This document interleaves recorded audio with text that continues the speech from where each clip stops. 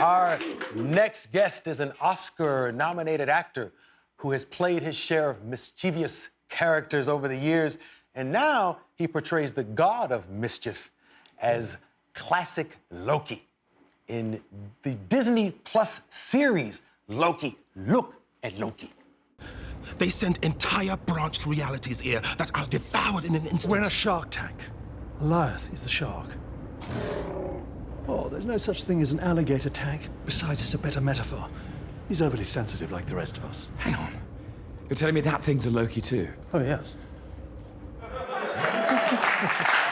The finale of Loki is available now. Please welcome Mr. Richard E.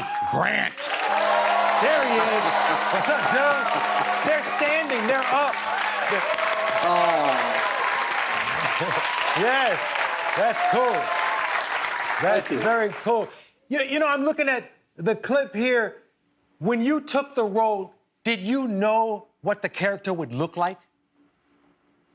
I thought that it would look like exactly like the Jack Kirby, illustrations from the 1960s, and the costume design said that I would be in the full muscle suit like in the 60s. And then I got there and I said, "Where's our muscle suit?" And there was none. And I can see Arsenio that we share the same physique type, that, we're muscle-free zones. Yes. I said, "Where's the muscles?" And they said, "No, you're not." I said, "I look like Kermit the Frog if I'm not wearing the muscles."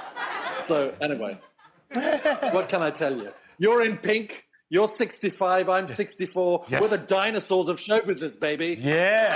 Yes. Yes. And we're still here. And what's next for you? Are you working on something else there? I have just wrapped today on a Netflix version of Jane Austen's Persuasion with Dakota Johnson and Cosmo Jarvis. That's what I've just finished doing. Cool.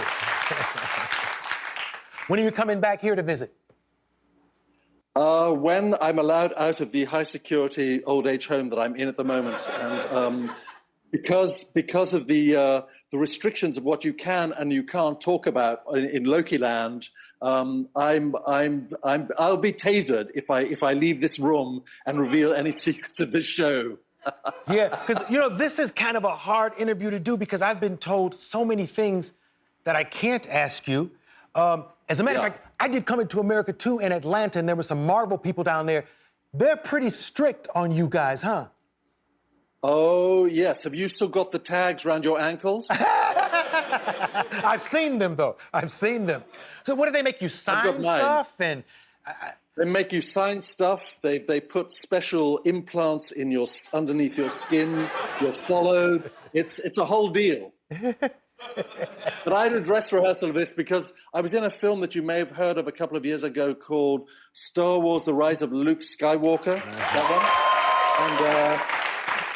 one. And there you had to be under Fort Knox level of security. You couldn't say anything. I wouldn't even tell my wife and daughter the name of the character that I was playing for fear that they would take my salary away or remove my kneecaps. So I thought I'd keep the money and the kneecaps. What time is it there? It is 10 to 1 in the morning. It's like really late. What are you going to do after the interview? Are you going clubbing? What do you do later? I'm going to pull on my full green tights outfit and I'm going to go boogie.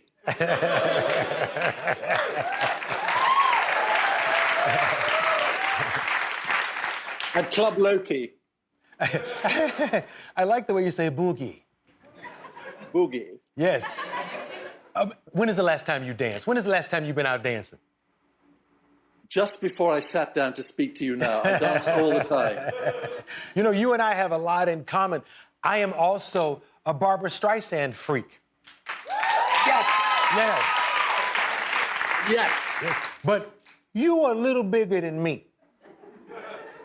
I agree. Yeah. Tell them, I have a picture I want to show them, but you tell them a little bit about her. Okay, so I have been a fan, a dedicated fan of Barbra Streisand for 50 years. And so I met her a couple of years ago, and when I was working in Philadelphia, and I just got up to, somebody invited me. Anyway, I ended up in the Hamptons at a party that she was at, and I had a one-to-one conversation with her for 2 hours till 1 o'clock in the morning.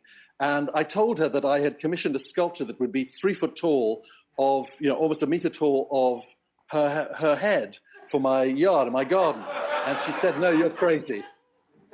And I said, "Yeah, I know I'm crazy." No, she said, "You are crazy." And I said, "I stand happily so." So every day I see her. Now, this is none of my business, but I think in my research I found out you have 2 homes. I do, because I'm so rich. Does your Like you. Streisand travel to the different homes? No, I have the original sculpted one in my yard at the bottom of the yard. So when I look out the windows, there she is every day, all day long, all night long. And in this cottage that I've got in the countryside, the sculptor had made a facsimile of it in fiberglass. And I said, "What's happening to that one?"